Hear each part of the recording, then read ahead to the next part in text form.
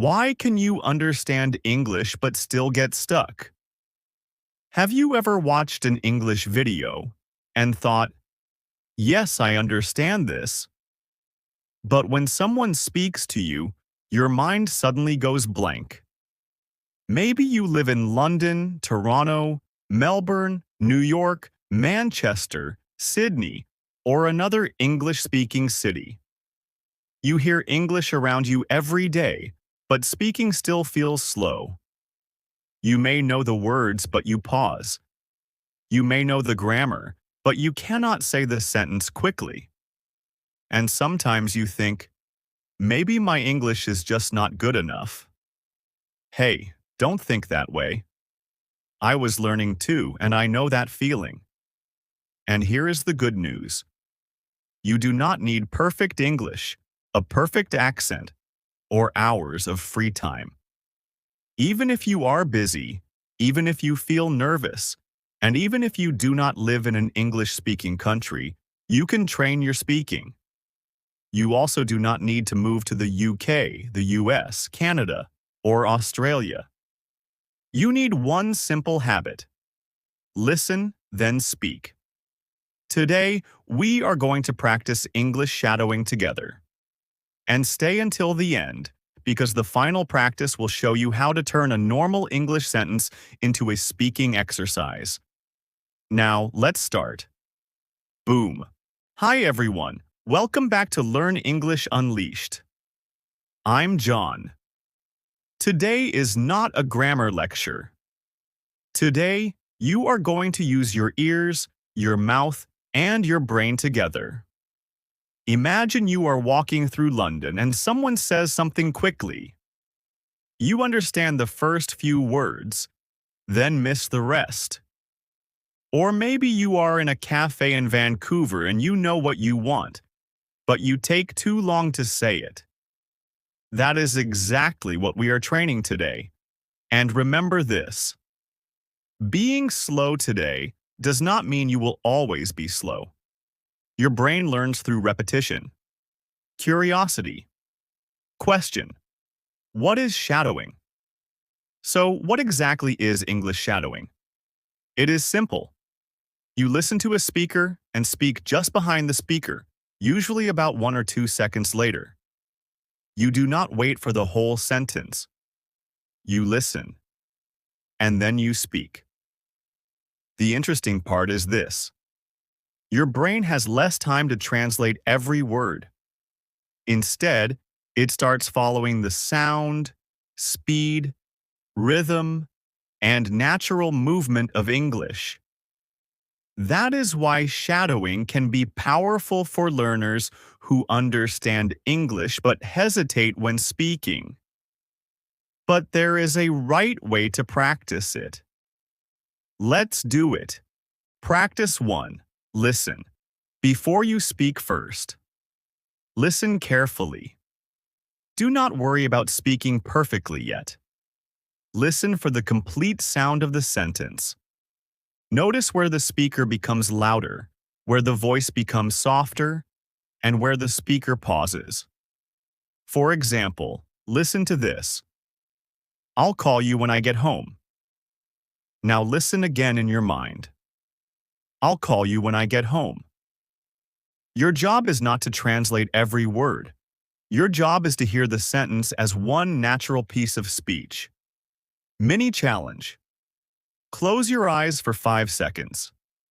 Imagine someone saying, I'm running a little late today. Now say it naturally. Good. If you made a mistake, that's fine. Keep going. The goal is not perfection. The goal is getting your mouth used to English. Practice 2. Listen and repeat immediately. Now we make it more active. I say a sentence. You repeat it right after me. Ready? Could you give me a minute? Your turn. Could you give me a minute? Again, but this time sound relaxed.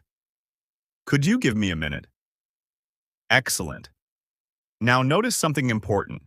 Do not say every word with the same force. Natural English has movement. Some words are stronger and some are softer. Try this. I really need to get going. Your turn. Good. This is how shadowing trains pronunciation and intonation. Your tongue and lips begin learning the movements they need for English sounds. Practice 3. Copy the feeling. Here is a small secret. Shadowing is not only about words, it is also about feeling. Imagine your friend asks, "Are you coming with us?" You answer, "Yeah, I'd love to." Say it like you are happy. Now imagine you are tired. Say, "Yeah, I'd love to." Same words, different feeling. That difference matters. Native speakers change their voice naturally. Their pitch rises and falls. Their important words become clearer. So when you shadow, do not sound like a robot. Copy the feeling. 30-second challenge. For 30 seconds, listen to any short English clip. Do not write anything. Just listen. Then repeat what you remember. If you remember only part of it, that's okay. You are training your brain to react faster. Practice 4. Use real-life English. Textbooks can help you learn, but real life sounds different. People in Manchester, Chicago, Toronto, Brisbane, Edinburgh, Los Angeles, and other cities speak with different accents and styles. You may hear, "I'm gonna grab something to eat." Here, "going to" may sound like "gonna" in casual speech. You may also hear people speak quickly, connect sounds, or leave out words in relaxed conversation. Don't panic. You do not need to copy every accent. First, learn to understand natural speech. Then practice speaking naturally. Use podcasts, short interviews, vlogs, films, and simple conversations. Choose short parts. Listen. Pause. Repeat. Then repeat again. Practice 5. Build your daily speaking habit. Now comes the part that can change your routine. You do not need one big study session. Use small moments. When you wake up, speak one sentence in English. While traveling, listen to English. While cooking, describe what you're doing. When you're walking, quietly practice a sentence. When you're alone, speak for 1 minute. For example, "I have a busy day today." Then, "I need to finish my work before dinner." Then, "After that, I want to relax." These are small moments, but they add up. And here is another useful exercise. Record your voice for 1 minute. Talk about your day. Do not stop every time you make a mistake. Finish your thought. Listen to the recording later. You may feel surprised.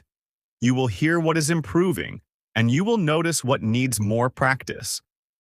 That is evidence. And evidence builds confidence. The mini story, from fear to confidence. Let me tell you about a learner named Daniel. Daniel could understand English videos quite well, but whenever someone asked him a question, he became nervous. He knew the answer, but he needed too much time. So he started shadowing for 10 minutes each day. At first, it felt strange. His pronunciation was not perfect. Sometimes he missed words.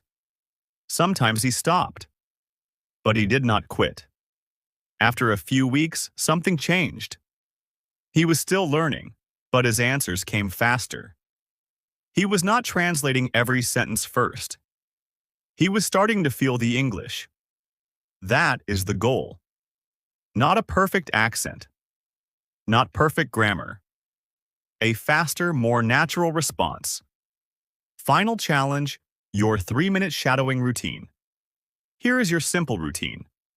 Minute 1. Listen carefully. Minute 2. Repeat immediately after the speaker. Minute 3. Speak without looking at the words. Do this regularly. And remember, if 3 minutes feels easy, make it 5. If 5 feels easy, make it 10. Small practice is better than waiting for the perfect day. Today, you learned that shadowing means listening and speaking almost together. You learned to listen first. You learned to repeat quickly. You learned to copy pronunciation, rhythm, and feeling. You learned to practice with real-life English. And most importantly, you learned that confidence grows from practice. So tomorrow, don't say, "I will study English someday." Say, "I will practice for 3 minutes today." 3 minutes. Then another 3 tomorrow. Then another. That is how progress begins. If you are learning English in the UK, US, Canada, Australia, Europe, or anywhere else, remember this. You are not behind. You are learning. Keep listening. Keep repeating. Keep speaking. And please don't lose heart. I was a learner too, and I know that progress can feel slow at first. But every sentence you speak is another small win. If this video was helpful, please like it and comment below. I'm starting the challenge today. And don't forget to subscribe to Learn English Unleashed. Keep practicing, keep believing, and I'll see you in the next video.